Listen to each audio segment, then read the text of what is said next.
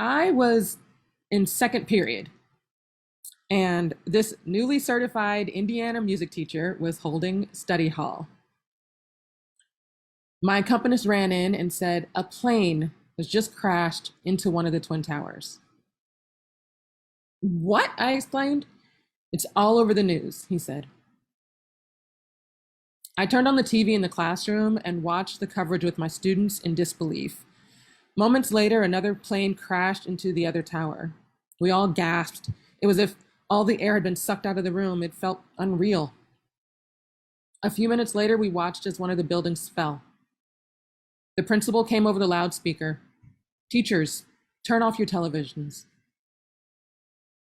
I allowed the students to talk amongst themselves, which is a huge no-no, so that we could all begin to process what we had just seen. We didn't have any other information at that time, but over the coming days, we'd learned so much more. I went into my office to start calling friends who had moved to New York. Were any of them working temp jobs in the building that day? My calls were met with busy signals. Looking back, I still hold some guilt around that day. I let an entire class of students watch a plane crash into a building. I let them watch the violent end of life. What do you hold from that day? Perhaps yours is a smell that you conjure up in your memory.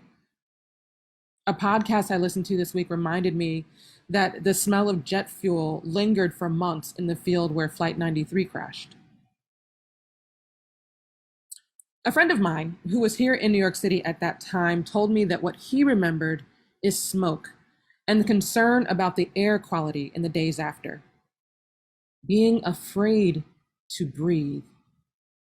And now, 20 years later, he, as a Black gay man in America, is still shouting, "I can't breathe." Over 660,000 deaths and climbing in these United States over the last year and a half due to a virus that attacks the respiratory system. Right now, people are lying in hospital beds connected to machines because they can't breathe. Do you know that old saying, the more things change, the more they stay the same? How do we reclaim our breath in a place and time where our next breath is always precarious, be it through natural disaster or the disaster of injustice? Each generation holds a traumatic event specific to them. The assassinations of JFK and MLK, the Space Shuttle Challenger explosion, 9/11, the Sandy Hook massacre, COVID, the beating of Rodney King, the deaths of Trayvon Martin and Mike Brown and Oscar Grant and Sandra Bland and George Floyd and Philando Castile and Breonna Taylor and Aiyana Jones and countless other lives that have been sacrificed at the altar of white supremacy. And many other tragedies that I didn't name. It's wild to consider that the babies born on or around 9/11 are the ones who didn't get a graduation due to COVID lockdown, and that the Sandy Hook kids should be starting middle school this year. We carry these traumas with us, collect new ones as we live, compounded on top of the last, and pass them down to generations after us. Now, if you've tuned in for a while, you've probably heard me talk about the Odes of Solomon before. If not, you can catch up in a previous episode on our YouTube channel. Like any of our other ancient texts, we know so little about it. We don't know, when it was written. We think around the 2nd century, and we don't know where, though we think it was a collection of writers.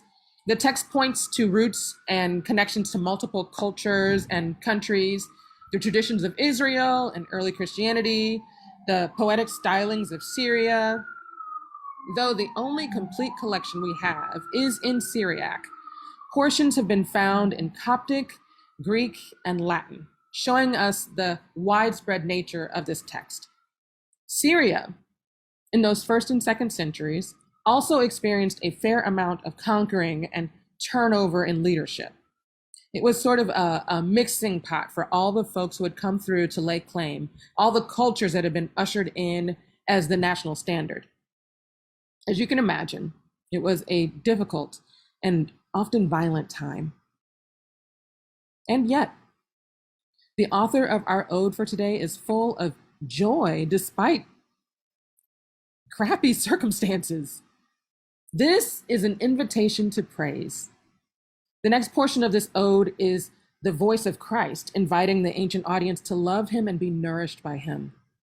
Before Christ speaks, the odist, or perhaps when this is being performed, the choir, sings, "Peace was prepared for you before what may be your war." The space is there. It's always there, waiting for you. But as Mrs. Witch, who is played by Oprah Winfrey, says in A Wrinkle in Time, the only way out is through. The problem with holding trauma in the body when we don't work through the trauma that is stored in our bodies is it gets stuck.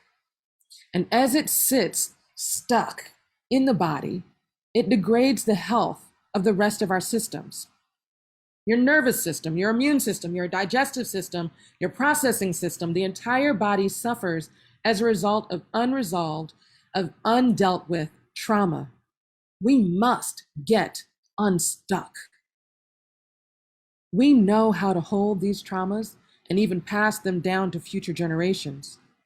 So let us also pass down ways to release trauma. We must release the trauma, find the places it is stuck in our bodies and release it. We must let go of the stress and tension we've held for all these years. Thank our bodies and our brains for all the ways it has protected us during these moments, but then let them know that the memory of that moment is not the same thing as the actual moment, and we no longer need that sort of protection.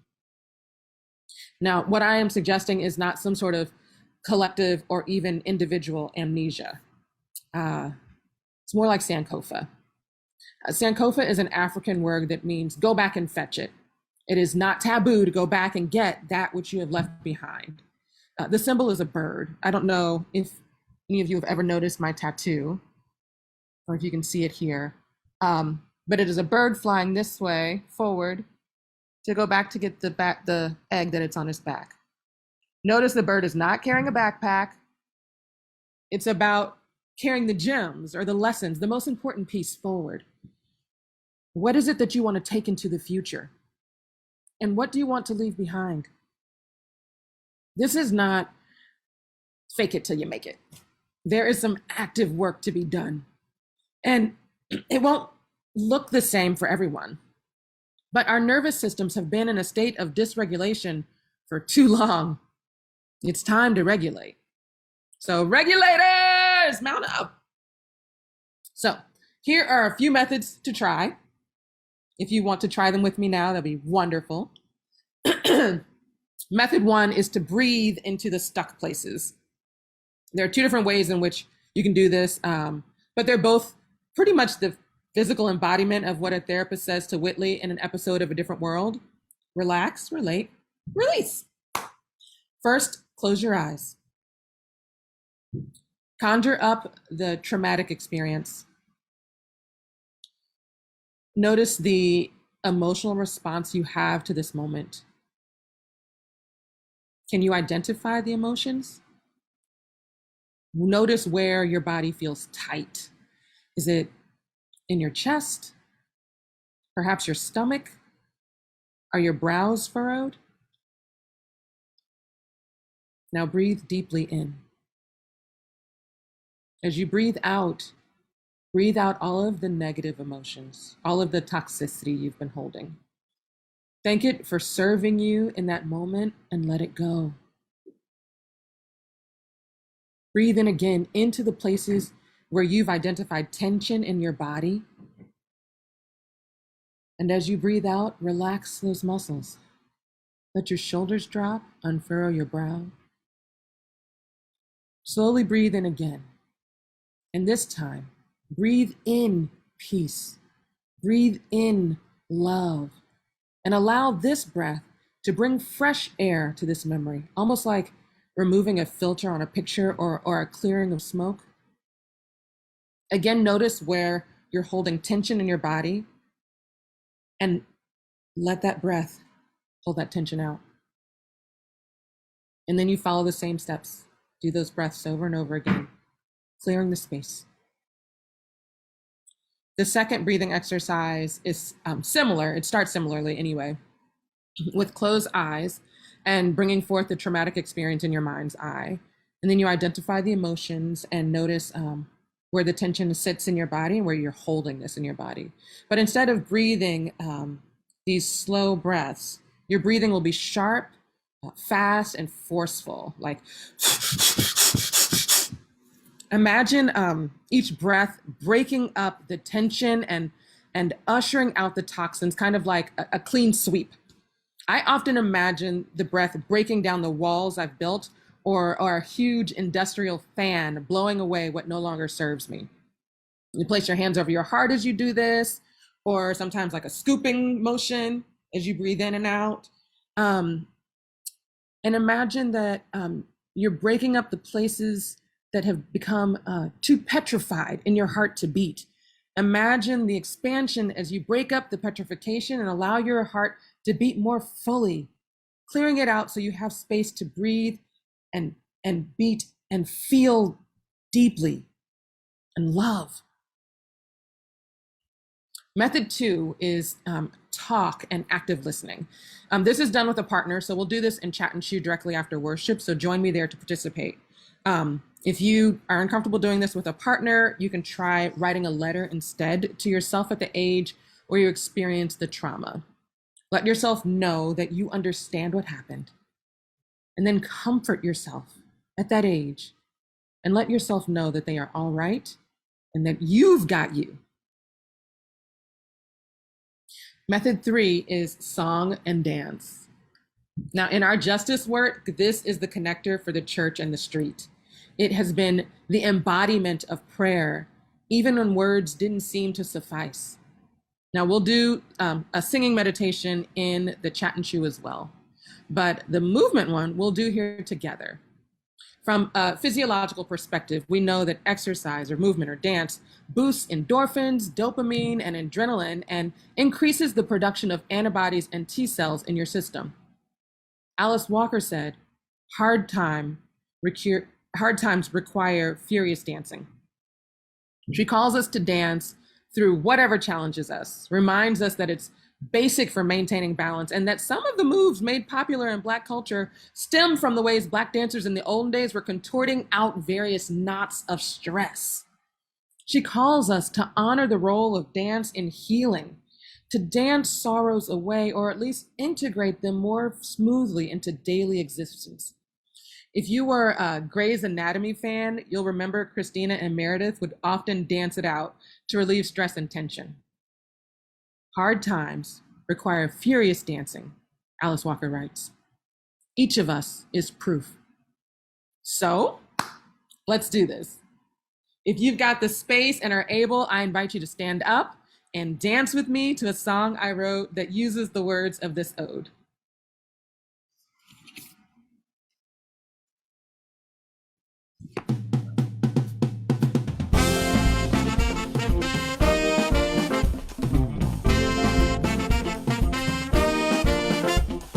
Open your heart to the dancing joy of the Lord, and let your love abound from heart to lips, in order to bring forth fruit of the Lord, a holy life, and speak with attention in his light. Stand and be restored, all you who were once flattened, speak, you were silent, your mouth has been opened. From now on be lifted up, you who were destroyed, since your justice has been raised. For the right hand of the Lord is with you all, and she will be a help for you.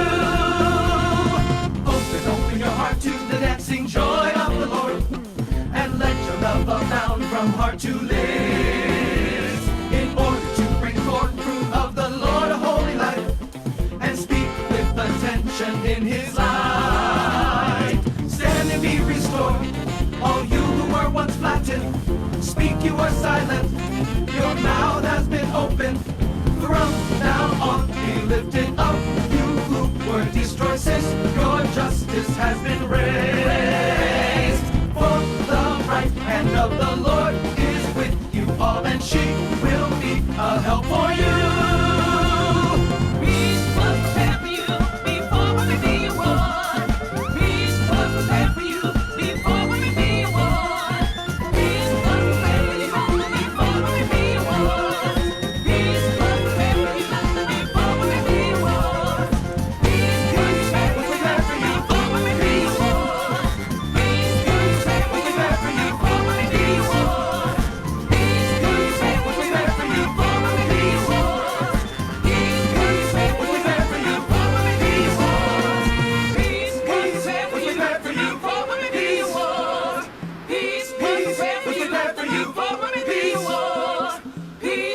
was prepared for you. Peace was. Peace was prepared for you. Peace was. Open your heart to the dancing joy of our Lord.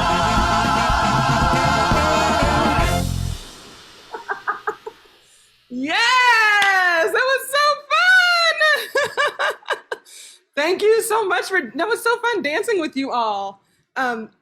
There is a peace that has already been prepared for us, even before we knew the war we'd have to endure. And that peace is simply waiting for us if we are willing to get to the other side. May it be so.